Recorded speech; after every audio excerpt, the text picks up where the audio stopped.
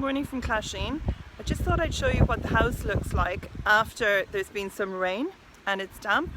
So when I moved here, the property hadn't been lived in for 78 years. It never had electricity, it never had water. Clearly the garage behind me to the side hadn't been built, and neither had the extension, which is the lower part of the house. But I really wanted to stick to the vernacular architecture. So this is just putting where I live into context for those of you who may not have met me before or know me.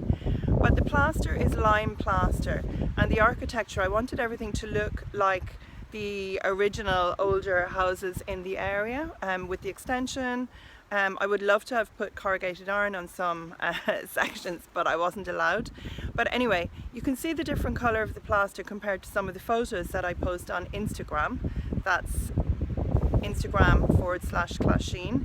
And as it gets wet, the lime plaster absorbs the moisture and the house looks a much darker colour. When it's dry, it's the opposite. And I love how the fact that the lime plaster and the weather have a reaction with each other, and it's almost as if the house is alive, a little bit like natural dying. Anyway, I just thought I'd put it into context about the house. Hadn't been lived in for 78 years.